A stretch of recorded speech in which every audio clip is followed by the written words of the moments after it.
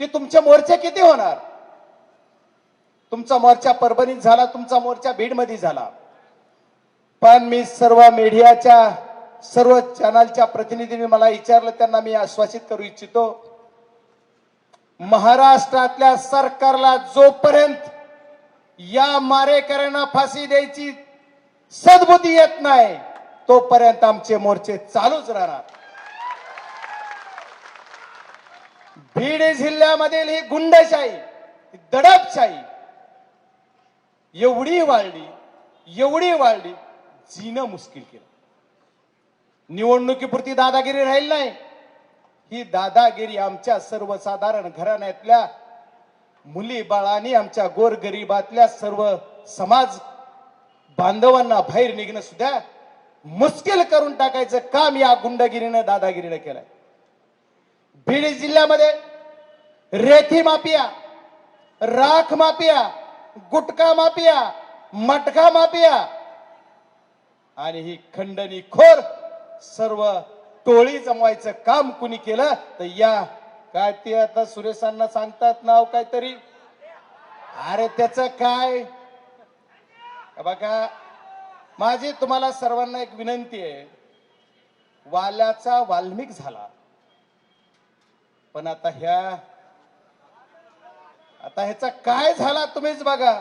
Alibaba 40 चोर ही सुद्धा उपमा कमी पडेल.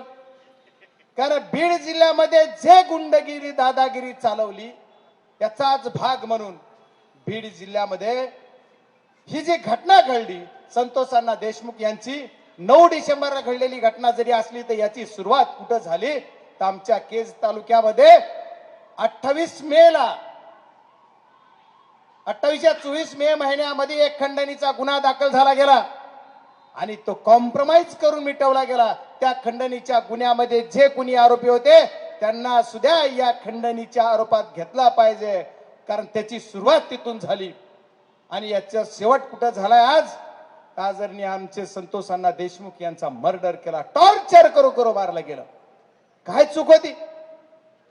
संतोष अण्णा देशमुख एका गावचं लोकप्रतिनिधी आहे, एका छोट्याशा आमच्या ग्रामीण भागाचा तो प्रमुख आहे.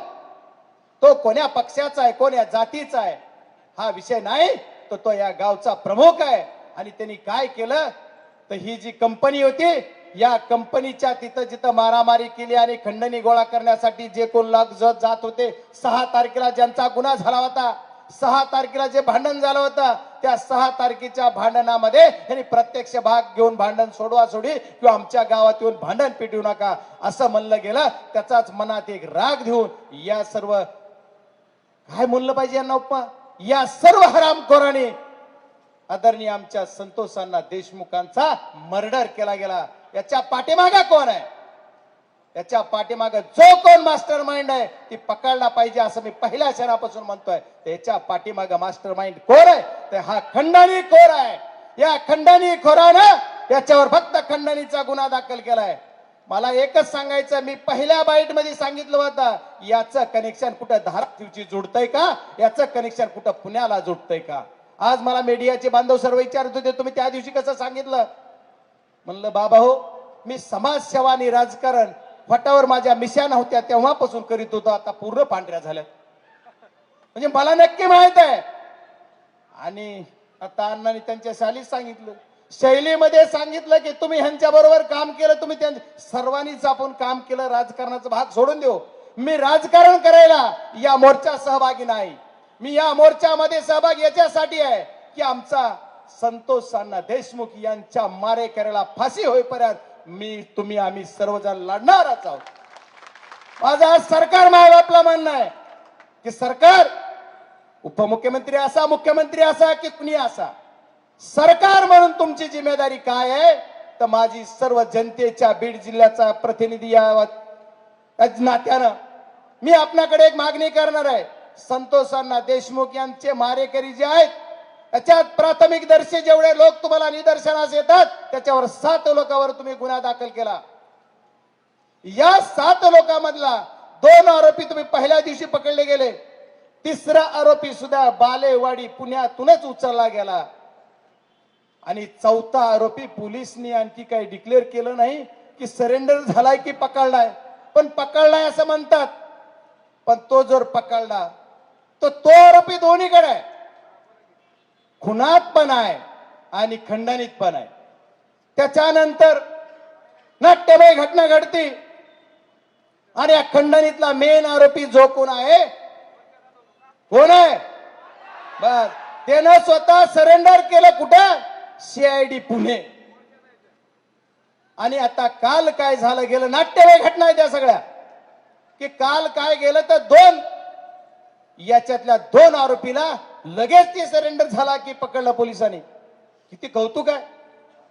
मी मीडियाच्या माध्यमातून पोलिसांचंही कौतुक केलं की तुम्ही जर खरंच ही पकडलंय तर कौतुक आहे, पण माझ्या पोलीस सीआयडी बांधवांना सुद्धा माझी विनंती आहे, ज्या गाडीमध्ये हा खंडणीखोर आला ती गाडी तुम्ही आणखी का जप्त केली नाही, जो घेऊन आला त्याला तुम्ही आणखी अटक का केलं नाही, त्याला तुम्ही आणखी सह आरोपी का केला नाही.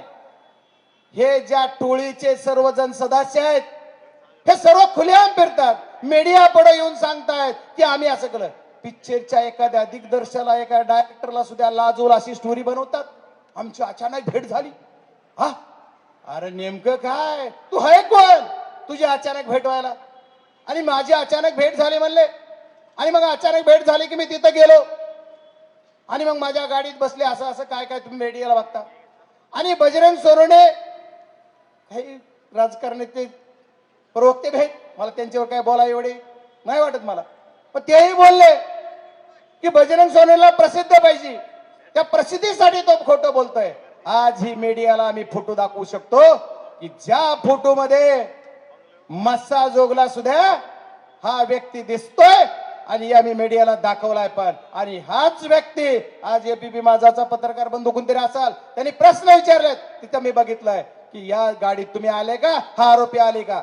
मग एवढं जर तुम्ही तिथं दिसताय, ओपन दिसताय, तुम्ही म्हणतात आम्हाला प्रसिद्धी पाहिजे, जरा अभ्यास करा आणि पुन्हा बोला. ठीक आहे, गाडीचा ताफ्यातला फोटो पण मिळेल, ठीक आहे, गाडी तू माणूस तिथं आहे. आमचं म्हणणं काय, मग हा सर्व जर लाईव्ह आम्ही काय बोलतोय, आज सुद्धा इथं काही असते बघा धपाची कुडून तिकडून कोण कोण आलाय, सुरेशांना काय बोलतोय, बजरंग बाप्पा काय बोलतोय, कोण काय बोलतोय, पण आम्ही एकच मागणी आमची सर्वांची, आमच्या पक्षाच्या पलीकडे जाऊन, राजकारणाच्या पलीकडे जाऊन, मानवता म्हणून आमचं काय कर्तव्य, तर आमच्या एका बांधवाचा असा खून केलाय, हत्या केली, त्याला त्याच्या मारेकऱ्याला फाशी झाली पाहिजे, ही आमची मागणी आहे. आणि या मागणीत मला मायबाप सरकारला दुसरी मागणी करायची, 25-25 दिवस, 30-30 दिवस मारेकरी सापडत नाहीत, स्वतः येऊन सरेंडर होतात. आणि कोण म्हणते, आणि तुम्ही म्हणता की हे देव, माझं म्हणणं असं आजची मागणी की एवढ्या दिवस हे काय करत होते,